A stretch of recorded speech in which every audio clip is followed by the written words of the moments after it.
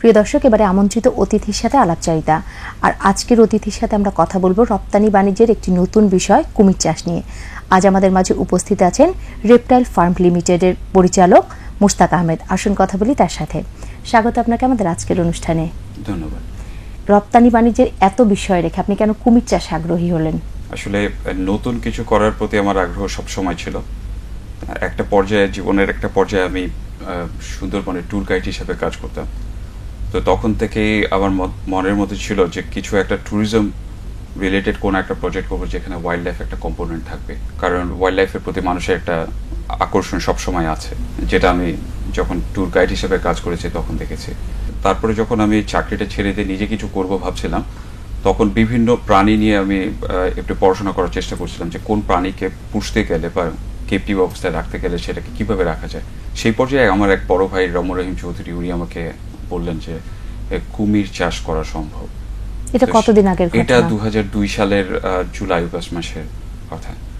So সেটাই আমার যাত্রা শুরু। তারপরে আমি কনসেপ্ট পেপার তৈরি করলাম। তারপরে একটা ইউএসএইডের একটা কম্পিটিশন ছিল ওই 2003 সালে, সেটাতে আমি উইন করলাম। তারপরে আমার যে এখনকার কোম্পানির যে চেয়ারম্যান মেজবাল হক, উনি তখন এগিয়ে আসলেন যে ইনভেস্টর হিসাবে। সো তারপর সে থেকেই আমাদের যাত্রা শুরু। আর আমাদের এই পর্যায়ে আসাতে আমাদের অনেকের সহায়তা ছিল, তার মধ্যে বিশেষভাবে উল্লেখযোগ্য বাংলাদেশ ব্যাংক। কারণ বাংলাদেশ ব্যাংকের ইকুইটি অ্যান্ড এন্টারপ্রেনিয়রশিপ একটা ফান্ড ছিল, যেটা এখনও আছে। সেখান থেকে এগ্রিকালচার এবং আইটি সেক্টরে আপনার নতুন কোনো যদি প্রজেক্ট হয় সেখানে তারা বিনিয়োগ করে, যেটা বাংলাদেশের অন্য কোনো ব্যাংক কিন্তু করে না এরকম একদমই নতুন কোনো কিছুতে।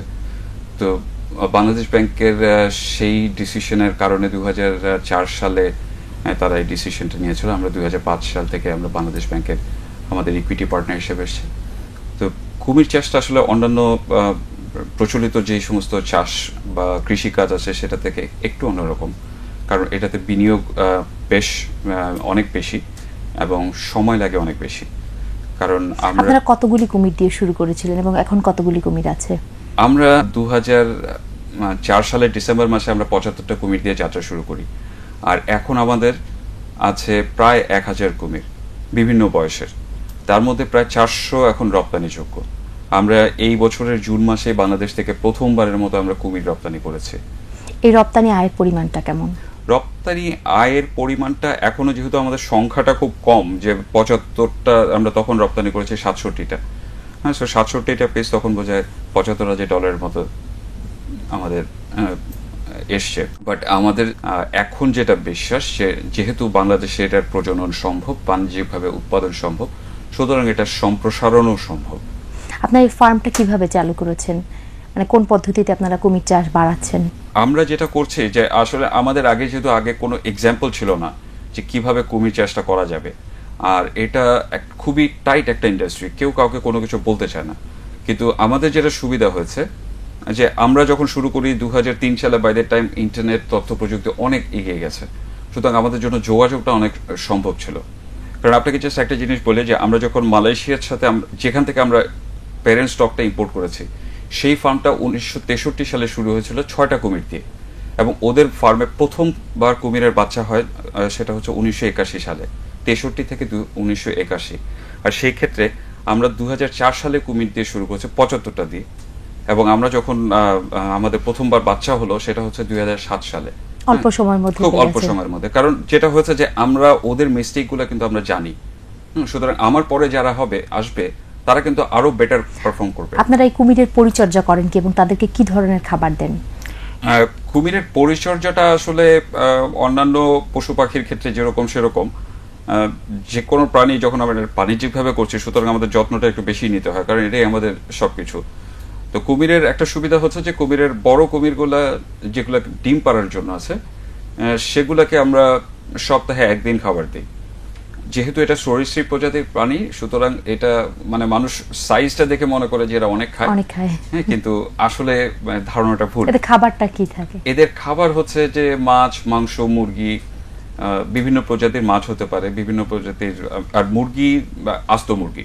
একটা কুমির থেকে কতগুলি বাচ্চা পাওয়া সম্ভব? আমরা এভারেজ যেটা পাই যে সেটা হচ্ছে যে একটা কুমির থেকে আমাদের এই বছরের পারফরমেন্স ছিল বোধহয় 45 থেকে 50-র মধ্যে এগস। তা আমাদের যেটা ডিম থেকে বাচ্চা হতে সময় কতদিন লাগে? ডিম থেকে বাচ্চা হতে সময়টা লাগে 80 থেকে 90 দিন। এটা আমাদের ইনকিউবেটরে হয়। আমরা ডিমটা পাড়ার সাথে সাথে আমরা ডিমটা উঠিয়ে নিয়ে আসি, 24 ঘন্টার মধ্যে আমরা ডিমটা উঠিয়ে নিয়ে আসি, নিয়ে এসে আমাদের ইনকিউবেটরে থাকে।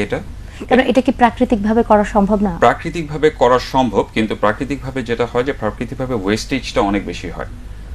যেহেতু প্রকৃতিতে যেহেতু আমরা কমার্শিয়ালি করছি, সুতরাং আমরা চাই ম্যাক্সিমাম কন্ট্রোল আমাদের হাতে থাকুক। সেই জন্যই আমরা প্রাকৃতিকভাবে নর্মালি যেটা হয় যে প্রকৃতিতে দেখা যায় যে 100টা ডিমের থেকে 2টো বাচ্চা হয়তো টিকে, কিন্তু আমাদের ক্ষেত্রে কিন্তু 100টা বাচ্চা থেকে 100টা ডিম থেকে অ্যাটলিস্ট 60 থেকে 70টার মধ্যে বাচ্চা হবে। এটা না আমরা মোটামুটি গ্যারান্টেড, কারণ এটাই হচ্ছে ইন্টারন্যাশনাল স্ট্যান্ডার্ড যেটা অন্যান্য ফার্মে হয়।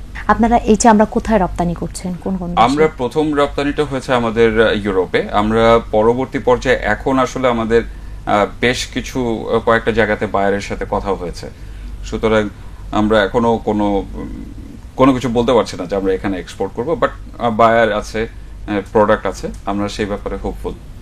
কুমির চাষের এই শিল্পটাকে ছড়িয়ে দেওয়ার জন্য সরকারের কাছ থেকে কি ধরনের পরিকল্পনা আশা করেন? কুমির চাষটাকে আসলে কুমির চাষটা ঠিক আমাদের অন্যান্য যেই এক্সপোর্টের অন্যান্য যে খাতগুলো আছে সেটা যেরকম খুব র্যাপিডলি এক্সপ্যান্ড করা সম্ভব, কুমির খাতটা মানে চাষটা বোধহয় ওরকম ভাবে সম্ভব না। এক্সপেন্সিভ, অনেক বেশি এক্সপেন্সিভ, সময় সাপেক্ষ, সেই কারণে অনেকগুলো কন্ডিশনের কারণে, বাট এটা এক্সপোর্ট আর্নিং ব্যাপার আছে, সেই জন্য কেউ করতে পারে। কারণ এটাতে সবচেয়ে বড় অসুবিধাটা হচ্ছে যে আপনি ফ্যাক্টরি করতে গেলে মেশিনারিজ আপনি যে কোনো জায়গা থেকে পাচ্ছেন। হ্যাঁ, আপনি হয় জাপানে পাবেন, না তো ইউরোপে পাবেন, অথবা চায়নাতে পাবেন, মেশিনারিজ পাওয়া যায়। কিন্তু এগ্রিকালচার প্রোডাক্টে আপনার বেসিক্যালি যে জিনিসটা দরকার সেটা হচ্ছে সিডটা দরকার, আপনার প্যারেন্ট স্টক দরকার। আপনি যদি শুরু করতে চান আপনি 500টা কুমির দিয়ে শুরু করবেন। 500টা কুমির কিন্তু আপনি পেতে হবে যেগুলো ডিম পাড়ার যোগ্য 500টা কুমির। হ্যাঁ, কারণ আমাদের এই একটা অভিজ্ঞতা হয়েছে যে আমরা প্রথমবার যখন শুরু করি তখন কিন্তু 75টা কুমির নিয়ে এসেছি। হ্যাঁ, 75টা কুমির আমরা কিন্তু কোনো সাইন্টিফিক মানে আমরা যেখান থেকে নিয়ে এসেছি ওই ফার্মটা যেহেতু বললাম যে অনেক 1963 সালে হয়েছে। এখন কি আপনারা কুমির আনছেন না নিজেদের যেগুলো আছে সেগুলো? আমরা শুধু একবারই এনেছি, তারপরে থেকে আমরা আর আনিনি। এখন আমরা যেটা করছি যে আমরা নিজেরা, এখন বাংলাদেশে কিন্তু আরো অনেকগুলো ফার্ম হবে, হ্যাঁ, যেগুলা কিছু 2টা ফার্ম অলরেডি শুরু হয়ে গেছে, একটা শুরু হয়ে গেছে আর একটা পারমিশন পেয়েছে। সো ধরতে পারে যে আরো 2টা ফার্ম খুব শিগগিরই শুরু হচ্ছে। আরো কিছু বোধহয় পারমিশনের জন্য অপেক্ষা করছে, যেটা বন বিভাগের একটা পারমিশন লাগে, মনে হয় আরো কিছু কোম্পানি আসবে। সো এই কোম্পানিগুলো যখন আসবে তাদেরও কিন্তু শুরু করার জন্য কিছু প্যারেন্ট স্টক লাগবে। সো আমরা সেই প্যারেন্ট স্টককে আপনারা সাপ্লাই দেবেন? হতে পারে মানে যেটা হয়তো আমরা মানে 2004 সালে আমরা যখন মডেলটা তৈরি করি তখন আমাদের মাথার মধ্যে ছিল যে আমরা চামড়া এক্সপোর্ট করব। তো এখন যদি দেখি যে আমার এখানে একটা ভালো মার্কেট আছে, তাহলে তো হতে পারে। আমরাও আশা করছি যে এই শিল্পটা রপ্তানি বাণিজ্যে বড় ভূমিকা রাখবে। ধন্যবাদ আপনাকে আমাদের আজকের আয়োজনে আসবার জন্য। ধন্যবাদ আপনাকে। রপ্তানি বাণিজ্যে প্রতিনিয়তই নতুন নতুন বিষয় আমাদের যুক্ত হচ্ছে। এই কুমির চাষটাকে যদি আরো ভালোভাবে পৃষ্ঠপোষকতা দেওয়া যায় তাহলে এটা হবে রপ্তানির একটি বড় খাত। সুপ্রিয় দর্শক, যে যেখানে বসে আমাদের এই আয়োজন দেখলেন, সবাই ভালো থাকবেন, সুন্দর থাকবেন, এই প্রত্যাশা আজকের মতো বিদায় নিচ্ছি। আল্লাহ হাফেজ।